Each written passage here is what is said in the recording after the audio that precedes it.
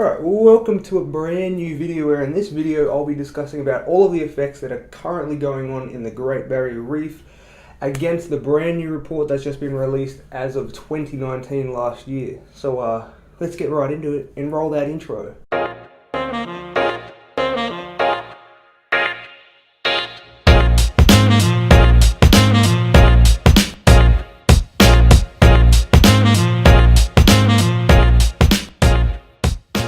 Recently, the long-term outlook for the Great Barrier Reef has been dropped from poor to very poor.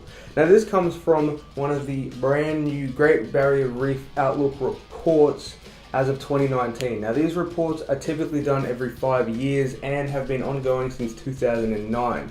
And what these reports tell us is the overall health and what type of management we need to continue doing or what type of management we need to fix in order to maintain a World Heritage listed site in Australia, as well as a massive biodiversity hotspot for a lot of marine organisms. Each report has identified that the reef health is declining at an astounding rate and that changes need to happen if we're going to fix, or I guess you could say, maintain such a pristine, or what was a pristine environment. Now, the report has stated that the current rate of global warming will not allow the maintenance of a healthy reef for future generations. The window of opportunity to improve the reef's long-term future is now. However, the report also went on saying that if greenhouse gas emissions continue to rise and climate, or the average global climate, continues to change, that window of opportunity is going to pass. The past 5 years for the Great Barrier Reef were not looking good. In fact, from 2016 and 2017, we had unprecedented coral bleaching events occur along the Great Barrier Reef. Now, I'm saying this with a grain of salt because these coral bleaching events typically occurred at the northern part of the Great Barrier Reef. What I mean by that is that these parts are more subjected to these changing sea surface temperatures as well as the global climate increase in temperatures. This doesn't mean that it's the only area affected. It just means that this area affected is the one that's most talked about. And with coral bleaching events, the interesting thing is that a lot of the coral are able to actually rejuvenate or bounce back from these certain events. So not all is lost.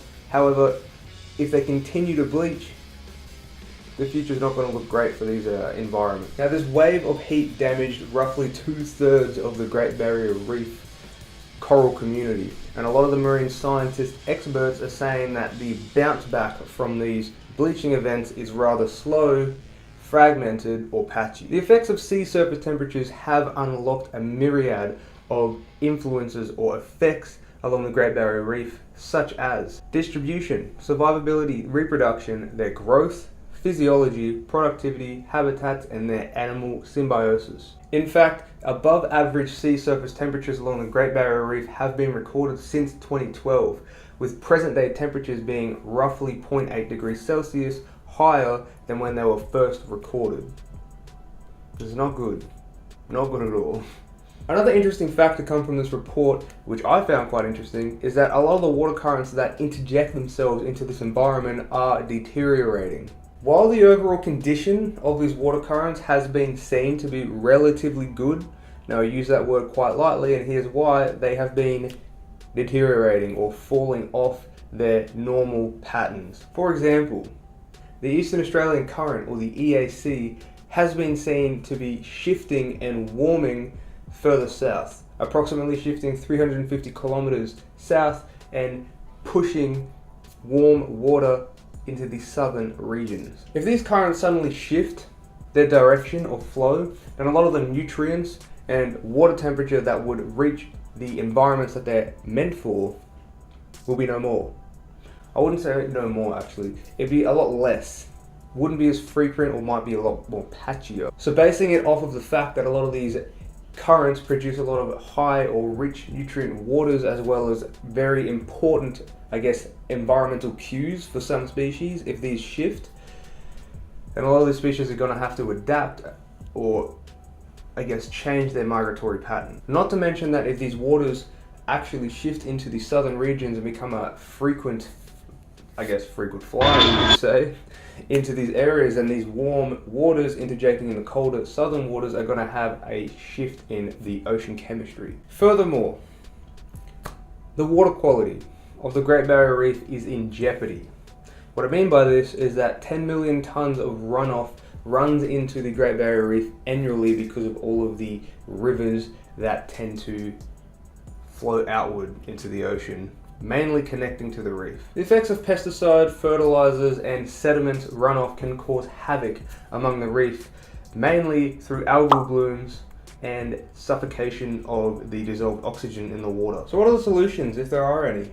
Well, in terms of improving water quality, we first have to manage and improve our water flow, or the outlets at which a lot of the runoff or agriculture gets into the river systems and ultimately out into the ocean. Now, the other solutions are ones that you hear on the daily, the ones that you hear on the news, ones you hear through lectures, ones you hear basically everywhere. Reduce and reuse a lot of our plastics, reduce our fossil fuel emissions, and mainly just become a lot more energy efficient. Sounds easy, put into practice, not so much. Now, a plan has been set into place called the Reef 2050 Long-Term Sustainability Plan. And it's set out to manage the Great Barrier Reef from 2015 to 2050 and manage the overall quality, overall water quality, the biodiversity, as well as what goes in and what goes out of the reef. It's also utilized to regularly review the conservation efforts put into action along the reef. Controlling the Crownofthorns starfish is a big one.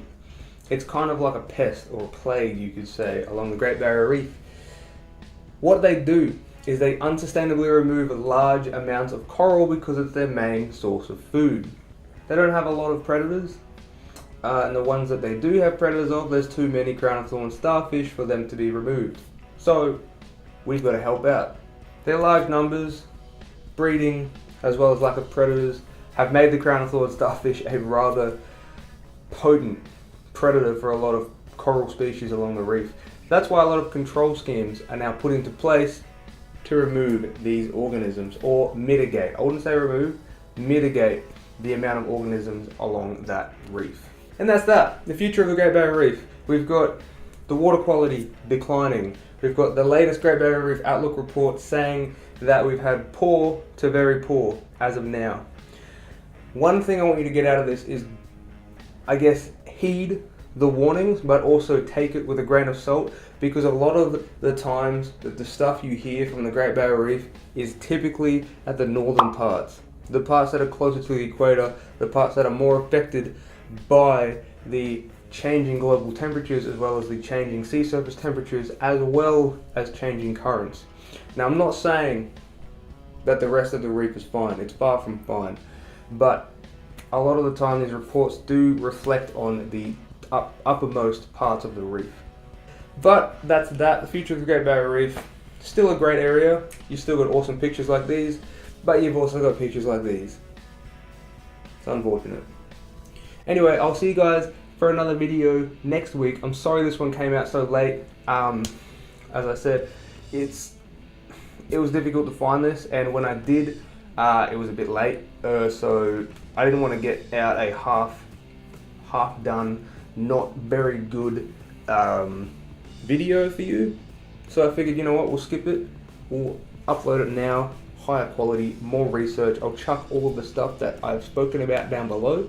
I will see you guys for another video. Remember to educate, don't eradicate. Check out Cape Class, great organization, and see you guys next Wednesday, hopefully, for another video. Bye bye.